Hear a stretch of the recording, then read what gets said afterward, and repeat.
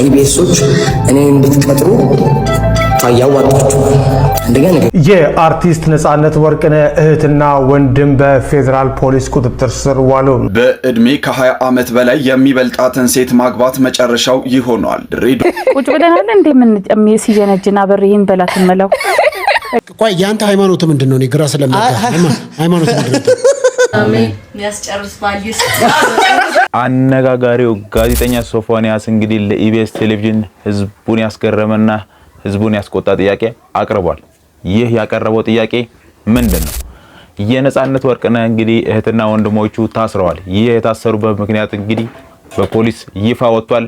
ይህ የታሰሩበት ምክንያት ምንድነው? አንድ ወጣት እንግዲህ ከ20 ዓመት በላይ የምትበልጠውን ሴት አግብቶ ካገባም በኋላ እንግዲህ ያደረገው እጅግ አስገራሚ ተግባር አለ።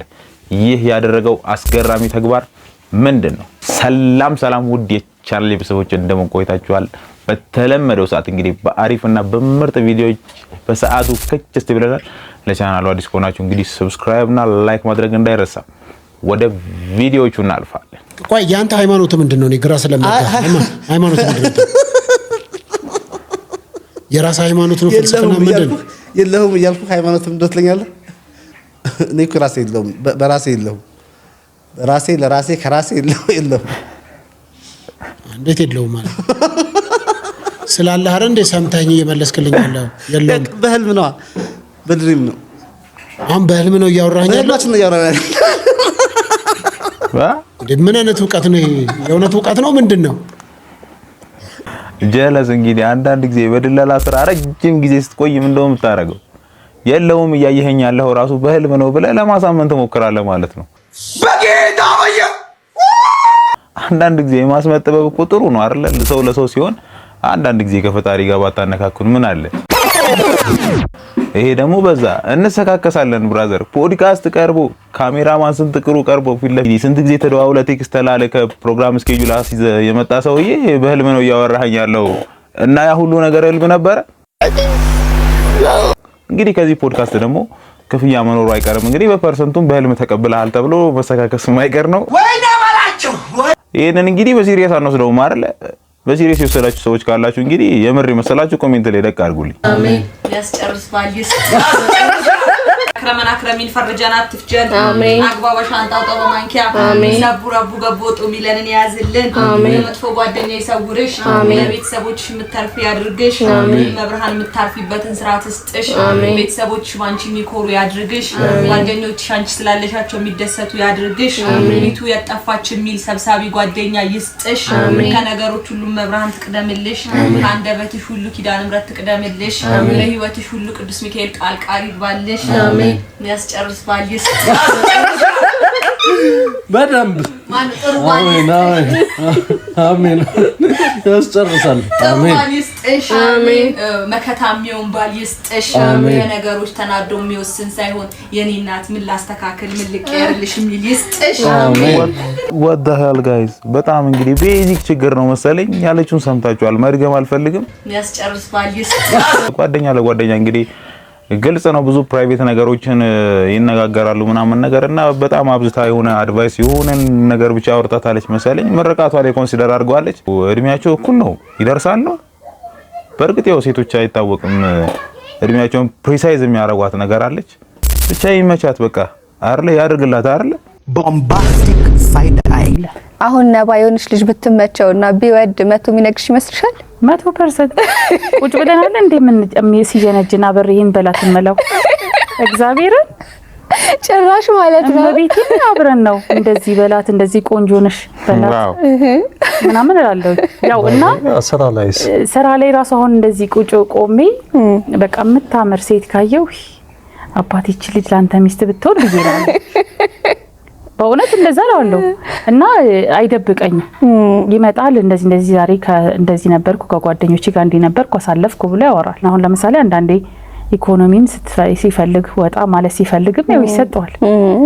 ስለዚህ ያው ምንም ደባበቀው ነገር የለም እና በግልጽ አወራቸዋለሁኝ።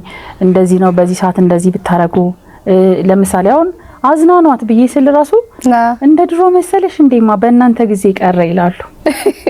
ቁጭ ብለን ሶስቱም እንደዚህ ጩጬው ራሱ ነው አብረን የምናወራው ሶስት ዋው ማዘሮች አናዘር ሌቭል ጋይስ ማዘሮች አናዘር ሌቭል እንደዚህ አይነት ማዘሮችን ያብዛልን። በቃ ገብቷችኋል አይደል? አስቡት እንግዲህ ማዘሯ ራሷ ይዛ እንዲህ በላት እያለች ታክቲኩን ትነግርሃለች። በቀላሉ ጅንጀናህን ባጭርና በሾርት ወይ ጨረስክ ማለት አይደል? ኦ ማይ ጋድ! አስበው እንግዲህ በነማዘር ጊዜ ደግሞ ቴክኖሎጂ ባልነበረበት ሰዓት እንግዲህ በዛ ምናምን ነማዘር እና ፋዘር በጀርባ አጥርናን ሸውደው የተጀናጀኑ ሰዎች ናቸው። አሁን እኛ ፌስ ቱ ፌስ እንደዚህ በቴክስት እንደምንላላከው አይደለም። የእነሱ ስትራቴጂ ሳይሻል አይቀርም። ምን ተላላችሁ በዚህ ጉዳይ ላይ? እኔ ማዘሯ መጨረሻ ነው የተመቸችኝ። እንግዲህ እንደዚህ አይነት አድቫይስ እንግዲህ አሁን ትንሽ ወንዶች ሀሰል በዝቶብን ስላለን እንደዚህ እንግዲህ የተሻለ በፊት ዘመን ላይ እንግዲህ ቴክኖሎጂ ባልነበረበት ሰዓት በጣም በስማርት ወይ እንግዲህ ያገባችሁ ሰዎች እናቶች በተለይ በቃ እንደዚህ ብትመክሩን ኑሮ ቀለል ይልናል ብዬ አስባለሁ። ወንዶች እንግዲህ በዚህ ጉዳይ ላይ ሀሳብ አስተያየታችሁን ኮሜንት ላይ ደቅ አድርጉልኝ። ኢቢኤሶች እኔን እንድትቀጥሩ ያዋጣችኋል። አንደኛ ንግግር እችላለሁ፣ ሁለተኛ ትንሽ ካገገምኩ መልከኛ ነኝ፣ ሰውነቴም ጥሩ ነው፣ ሱስ አረግ ያምርብኛል፣ እደንሳለሁ፣ ጌም እወዳለሁ። በጣም ቀላል ስራ ነው የሚሰራው። ኢቢኤስ ኢትዮጵያ ቴሌቪዥን 6 ዓመት ነው የሰራሁት። በነገራችን ላይ እሑድን በኢቢኤስ ተወዳድሬ ነበረ ከዳንኤል ተገኝ ጋር። ዳንኤል ተገኝና እኔ ለመጨረሻ ዙር ደርሰን እንደውም ሰውነትህን በማንች ሳራ ትባላለች የሰው ሀብት አስተዳደሯ የኢቢኤስ ማለት ነው።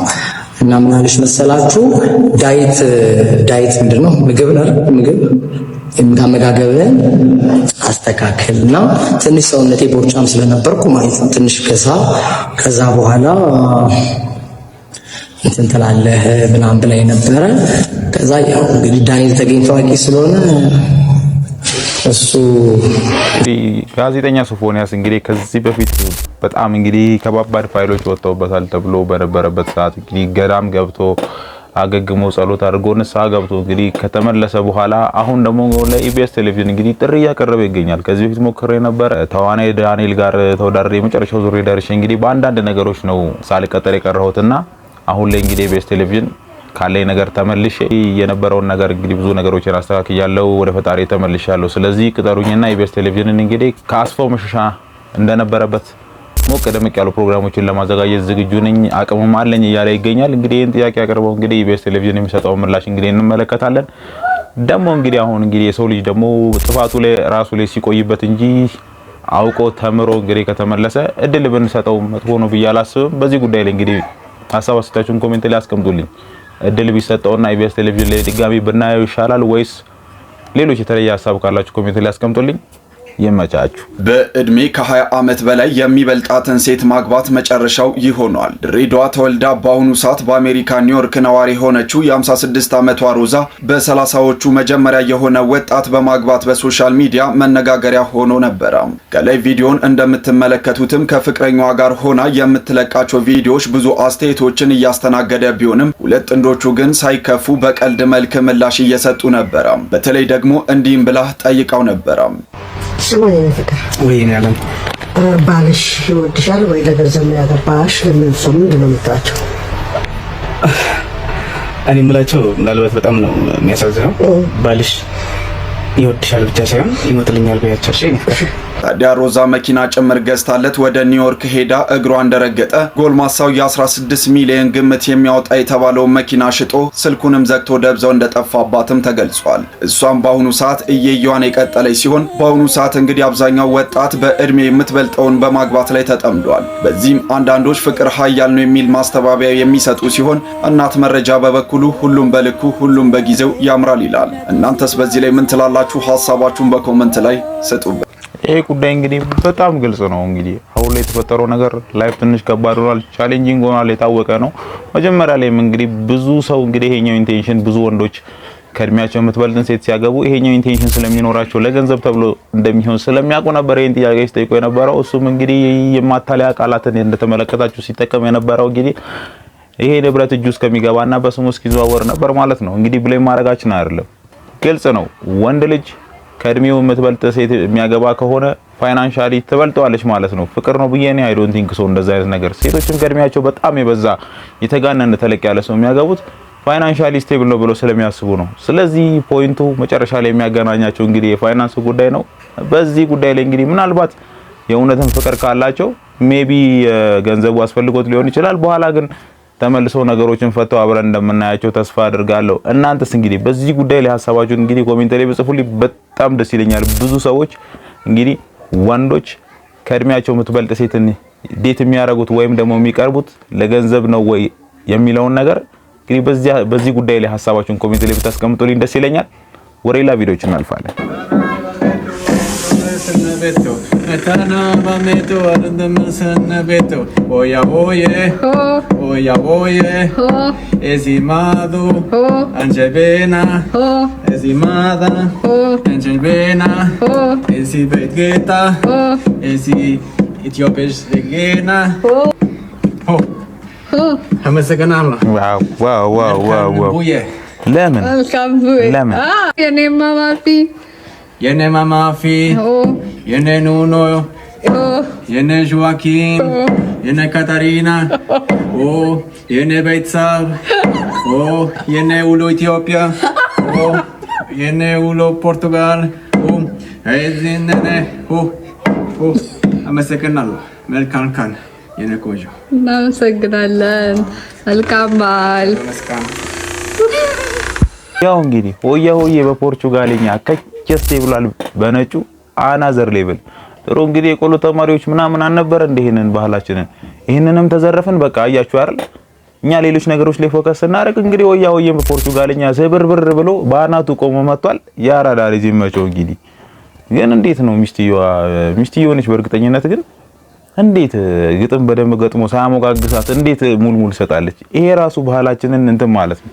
ያው አቀሳሰርካት በሉኝና ብቻ ግን ያራዳ ልጅ እንግዲህ ባህላችን ለሌላ ሀገራት እየተስፋፋ ነው። እንግዲህ እኛ እዚህ ጣል እያደረግነው ቢሆን የአርቲስት ነጻነት ወርቅነህ እህትና ወንድም በፌዴራል ፖሊስ ቁጥጥር ስር ዋሉ።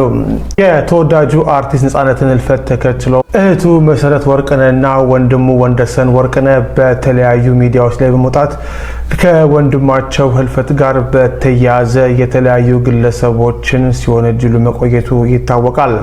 ይህን ተከትሎ መሰረትና ወንደሰን ዛሬ ከመኖሪያ ቤታቸው በፖሊስ ቁጥጥር ስር የዋሉ ሲሆን በአሁን ሰዓት ላይ በፌዴራል ፖሊስ ቁጥጥር ስር እንደሚገኙ የቤተሰብ ምንጮች ለዛሀበሻ ገልጸዋል።